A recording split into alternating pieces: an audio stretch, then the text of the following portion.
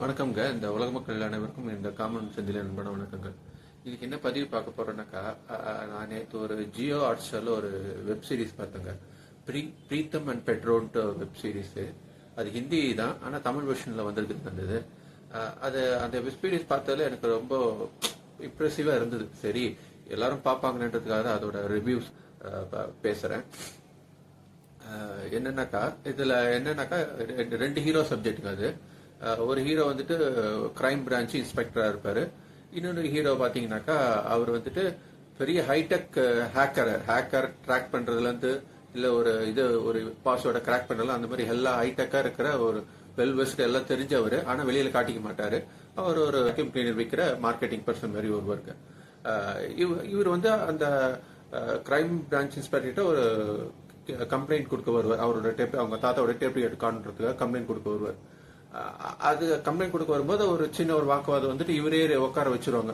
நீ ரொம்ப பேசுறன்னு சொல்லிட்டு இவர் உட்கார வச்சிருவாங்க. அந்த டைம்ல ஒரு பெரிய ஒரு கேஸ் ஒன்று வருது. ஒரு பணம் ஏடிஎம் மிஷின் சம்பந்தமா ஒரு கேஸ் ஒன்று வருது.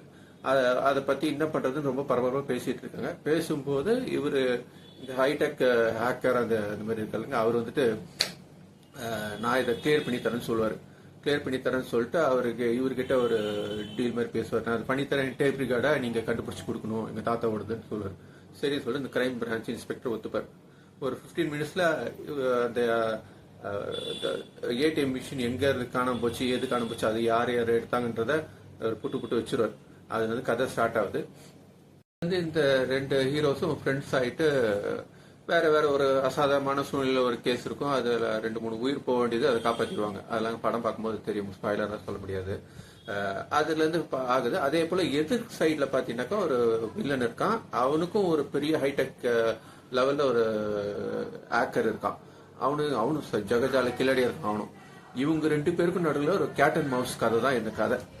ஃபர்ஸ்ட் செகண்ட் எபிசோட் வந்து சும்மா பரபரம் போக ஆரம்பிச்சிருச்சுங்க. அது கிட்டத்தட்ட அது 3.25 மணி நேரம் கிட்ட போகுது. எல்லாத்தையும் இதெல்லாம் ஸ்கிப் பண்ணி பாத்தீங்கன்னாக்கா அந்த ஹெட்டிங்ஸ் எல்லாம் ஸ்கிப் பண்ணி பாத்தீங்கன்னா 3.25 மணி நேரம் போகுது. அது வந்து நீங்க அப்படியே நான் கிட்டத்தட்ட உட்காந்து பாத்துட்டேன். 3.25 மணி நேரம் உட்காந்து பாத்துட்டேன். அந்த அளவு இன்ட்ரெஸ்டிங்கா போச்சுங்க அது. அதே போல கடைசி கிளைமேக்ஸ் முடிய ட்விஸ்ட் அண்ட் டர்ன்ஸா தான் போகும். நீங்க எதிர்பார்க்காத கிளைமேக்ஸ் மாதிரி தான் கடைசியில் முடியும். இதுல ஒரு மெசேஜும் இருக்கும். அந்த மெசேஜுக்காக தான் நான் இந்த ஒரு பதிவு போடணும்னு ஆசைப்பட்டாங்க. என்ன மெசேஜ்னாக்கா, இன்னைய தேதியில அந்த குழந்தைங்க எல்லாம் அந்த கேம்ல போயிட்டு முழுகி போயிடுறாங்க இல்லைங்களா. அதை பேஸ் பண்ணி ஒரு கதையை உருவாக்கி அதை ஃபைனலா அழகா முடிச்சிருப்பாங்க. அது இன்னைக்கு என்னன்னாக்கா, இன்னைக்கு அடல்ட் ஆகாத பசங்க எல்லா பசங்க கிட்டயும் மொபைல் இருக்குது. அதுங்க கேம் விளையாடுறதுங்க, அது வந்துங்க ஸ்கூல் விட்டு வந்த உடனே அதை தான் எடுத்து வச்சுக்கிறாங்க. இதை கொஞ்சம் கட்டுப்படுத்தணும்னு நான் நினைக்கிறேன். இது வந்துட்டு நம்ம பாரத பிரதமர் மோடி வந்துட்டு ஆஸ்திரேலியா போயிருந்தாருல, இப்ப கடைசியா போயிருந்தா இல்லைங்களா, அப்ப ஸ்டேடியத்துல சொல்லியிருப்பார். இந்த மாதிரி கிட்டத்தட்ட ஆஸ்திரேலியால பேன் பண்ணிட்டாங்க. 16 ஏஜுக்கு கீழே இருக்கிறவங்க எல்லாம் பார்க்க கூடாது பேன் பண்ணிட்டாங்க.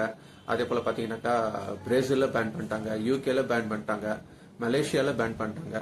அது போல இந்தியால பரிசீலிச்சுட்டு இருக்காங்க. கர்நாடகாலையும் இதை பத்தி யோசிச்சுட்டு இருக்காங்க. ஏன்னா இன்னைக்கு தேதிக்கு பசங்க அதுல ரொம்ப அடிக்ட் ஆயிட்டாங்கன்னாக்கா ரொம்ப கஷ்டங்க. அது சம்பந்தமா மெசேஜ் இருக்கிற மாதிரி எனக்கு தோணுச்சு. அதனால தான் நான் பதிவு போட்டேன். நன்றி, வணக்கம்.